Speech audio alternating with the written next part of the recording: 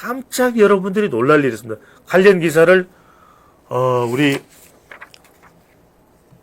아시아투데이 뉴스나 잡혀있는 게 있으면 올려주세요. 이재명 대표가 끌어내리겠다. 자, 첫 번째는 여러분들 뭐냐면 지금 이제 16일 재보궐선거가 있는데 그동안 적극적으로 나서지 못했던 이재명 대표가 여러분들 보십시오. 검찰 구형이 내려지니까 싹 달라졌죠. 선거 방식이. 오히려 검찰 구형이 자, 뭡니까? 2년, 그 다음에 3년. 두 개를 합하면 총 5년이에요, 여러분들. 이 검찰 구형이 공직선거법에 대해서 2년, 또 검사 사칭 위정교사에 대해서는 3년형이 되죠. 자, 이게 이 관련 법 중에서는 대법원 양형 기준으로 최고형이에요. 자, 그전까지는 주로 전라남도 영광 쪽에 공을 들였어. 그래서 조국혁신당의 조국 대표하고 이재명 대표하고의 대결 구도처럼 봤단 말이에요. 그런데 구형이 딱 내려지니까 지금 이재명 대표가 그렇죠. 여러분들 밑에 내용을 한번 볼게요. 무슨 이야기냐. 지금 부산 금정구입니다. 금정구청장. 그러면은 부산 금정구를 위해서 무엇을 할 수 있을까? 이게 사실은 지금 재보궐선거 또는 재선거 그렇잖아요. 지방자치단체장을 뽑는 것이기 때문에 지역과 관련된 현안이 무엇인지를 당대표가 국회 다수당이 해줄 수 있는 약속이 무엇인지를 이야기하는 게 맞는 거죠. 근데 그 이야기를 안 해요. 지금 더 고도가 강하게 되고 부각이 되고 있는 것은 전면적으로 윤석열 대통령을 정조준하고 있습니다. 그것도 어떤 내용이냐. 강화 유세에서는 징치해도 안 되면 여러분들 이게 무서운 이야기입니다. 징치라는 것이 윤석열 대통령을 꾸짖고 가르침이라는 거예요. 꾸짖고 가르친다는 거예요. 징치. 꾸짖고 가르쳐서 바로잡겠다는 겁니다. 그게 무슨 이야기입니까? 야당의 다수당의 대표가 대통령을 혼쭐내주겠다는 거예요. 그런데 만약에 대통령이 그래도 정신을 안 차리면 끌어내려야 된다. 이게 무슨 이야기입니까? 끌어내려야 된다는 이야기는 탄핵이에요. 탄핵 시도하겠다는 이야기입니다. 이게 여러분들 무서운 이야기입니다. 무슨 이야기냐면 탄핵은 여러분들이 아시다시피 탄핵입니다. 대통령이 중대하고도 명백한 헌법이나 법률상의 위반을 했을 때 대통령에 대한 탄핵 소추를 국회에서 시도할 수 있고 의원 300명 중 200명 이상의 찬성으로 의결할 수가 있는 겁니다. 그런데 지금 이재명 대표의 설명은 뭐냐면 대통령 마음에 안 든다. 마음에 안 드니까 여론조사의 지지율도 낮은 거 아니냐. 탄핵시켜버리자. 이건 여러분들 무시무시한 이야기입니다. 그러니까 마음에 안 들면 탄핵을 시킨다는 이야기예요. 왜? 마음에 안 들 수 있죠. 대통령이 국가 지도자가 또 싫어할 수도 있죠. 하지만 그거는 뭐냐면 개인의 평가예요. 헌법적인 법치국가에서 대통령의 탄핵을 야당의 대표가 거론하는 것은 정말 중대한 헌법상의 법률상의 위반이 있을 때 그럴 때 거론할 수가 있는 겁니다. 그런데 지금 이재명 대표는 끌어내려야 된다는 이야기는 뭡니까? 이거 굉장히 오해사기 십상이에요. 의심을 떨쳐버리기가 어려운 겁니다. 왜냐하면 자 1심 선고가 나왔습니다. 그러면 조희대 대법원장의 이야기대로 공직선거법은 이제는 1심이 나왔으니까 3개월 6개월 이내에 그러니까 내년 5월 이내에 대법원 조희대 대법원장이 강조한 바대로 하면 확정이 되는 거예요. 그럼 뭐냐? 유죄가 돼버리면 국회의원직도 상실하지만 대선에 못 나갑니다. 그러면 이재명 대표는 끝이에요. 자, 초1급 체제를 만들어 놨지만 국회의원도 아니야. 그리고 대통령 선거에도 못 나가는 사람을 당대표로 놔두겠습니까? 호남 여론이요. 민주당 지지층들이요. 그때 되면 마음이 확 바뀌는 겁니다. 싹 바뀔 수밖에 없어요. 그리고 다른 대안을 모색할 수밖에 없습니다. 왜? 공직선거법은 유죄가 되면은 무려 400억 원 이상의 선거 비용을 토해내야 됩니다.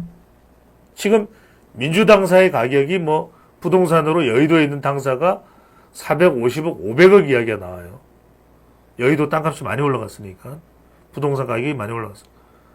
그런데 그렇게 되면은 민주당은 말 그대로 휘청하는 겁니다.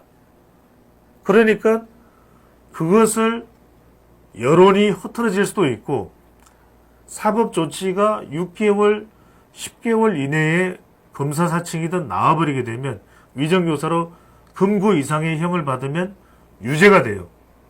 그러면 대선에 못 나갑니다. 여러분 생각해보십시오. 호남 여론이 대통령 선거에 못 나가는 이재명 대표와 대통령 선거에 나갈 수 있는 이재명 대표 어느 쪽을 선택하겠습니까? 그러면 이재명 대표로서의 또 하나의 방법은 뭐냐? 재판을 질질질 지연시키기가 힘들다면 빨리 대통령 선거를 실시하는 방법이에요. 그게 뭐다? 윤석열 대통령을 탄핵 시도에서 끌어내리는 군중의 여론을 만드는 겁니다. 그런데 제가 이 말씀을 드릴게요.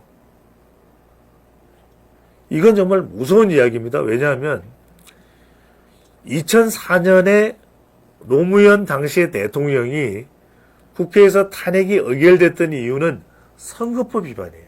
왜? 당시의 여당의 선거에 유리한 발언을 했다라는 이유입니다. 그러니까 우리 공직선거법에는 미국과는 다릅니다. 현직 공무원인 대통령은 선거에 개입할 수가 없습니다. 그런데 선거에 영향을 줬다는 것이죠.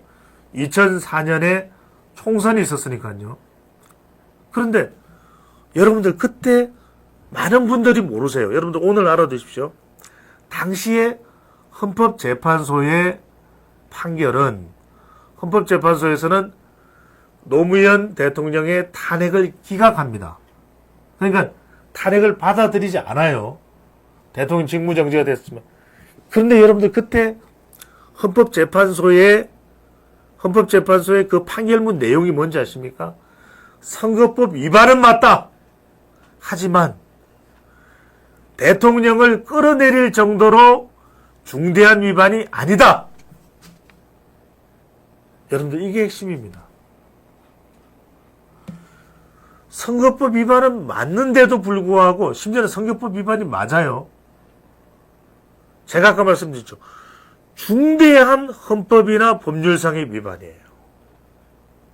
대통령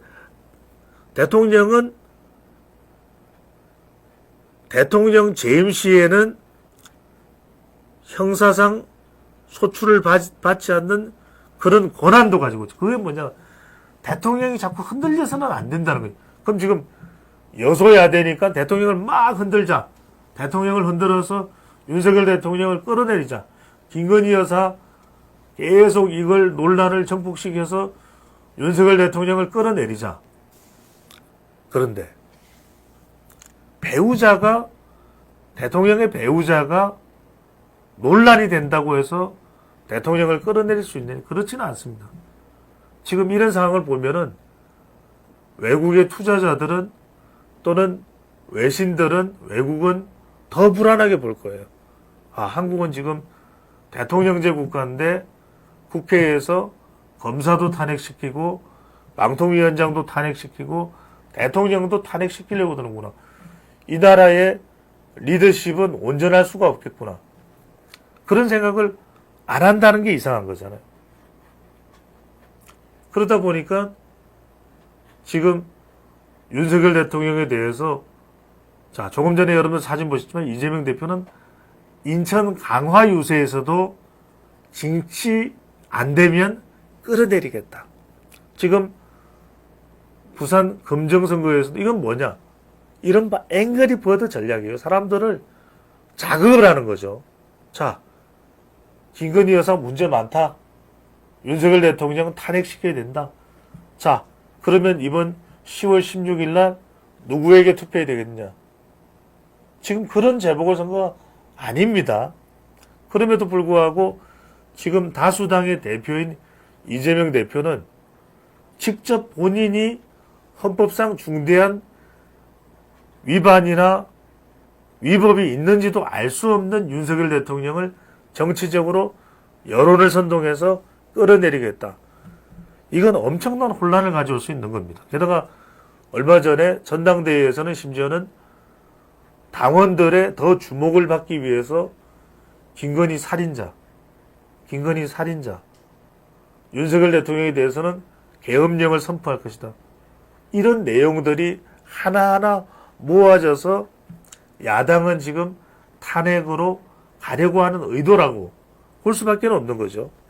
그러니까 지금 정말 중차대한 그런 국면입니다. 자, 여기서 거듭 강조를 드립니다. 많은 분들은 각자의 판단이 있을 거예요. 정치 쪽에 대해서는. 우리는 뭐 축구도 다 전문가고 정치도 다 전문가입니다. 하지만 데이터로 제가 말씀드릴 수 있는 것 오늘 이제 정리를 하고 마무리를 하려고 합니다. 자, 먼저 한동훈 당대표의 직무평가를 한 번 더 보여주십시오. 자, 한동훈 대표에 대해서도 대선 후보이고 또 지금 윤석열 대통령의 국정 지지율이 워낙 낮으니까 한동훈 대표를 응원하는 목소리도 매우 높죠. 매우 높습니다. 그럼에도 불구하고 한동훈 대표가 긍정이 31.9%인 것은 첫 번째로 한동훈 대표가 분명히 무슨 역할을 해야 되는 것만은 분명합니다. 그런데 두 번째, 그 역할이 한동훈 대표의 세력을 점점 더 불리고 또 김건희 여사를 정조준해서 김건희 특검법을 통과시키고 최혜병 특검법을 통과시키고 윤석열 대통령과 정면 충돌을 해서 임기가 절반이나 남은 대통령을 집권 여당의 대표가 식물인간으로 식물 대통령으로 만들어버리고 이걸 원할까요? 이게 효과적일까요? 그렇지는 않을 겁니다. 그렇지는 않다고 봅니다. 이 데이터는 그런 요구를 하는 데이터로 저는 분석하지 않습니다.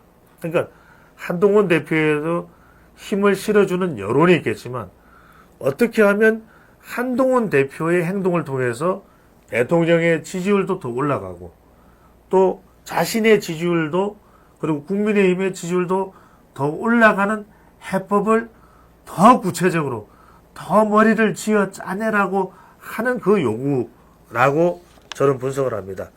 또 하나 마지막으로 윤석열 대통령과 한동훈 대표 사이의 갈등 부분 한번 보여주시죠. 저는 이 조사 결과가 매우 중요하다.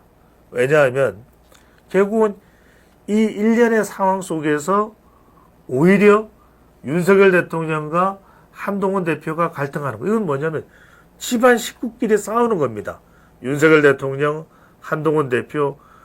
이걸 그리고 주변 사람들이 누가 됐든 간에 이걸 싸움을 더 부추기고 하는 거에 대해서 뭐 우리가 제일 재밌는 뭐 구경이 싸움 구경이다.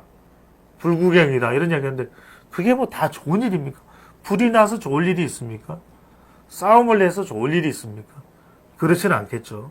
그러니까 중요한 건 대통령실이든 국민의힘의 여의도 연구원이 해야 되는 일은 이 그래프의 조사를 똑같이 한 달이나 한 달 반 뒤에 했을 때 그때는 이게 역전될 수 있게끔 윤석열 대통령과 한동훈 대표의 관계가 정말 더할 나위 없이 경쟁력을 키우는데 도움이 되고 있다가 60%, 우려된다가 30%로 나올 수 있도록 만드는 것이야말로 너무나 중요하다는 말씀을 드립니다.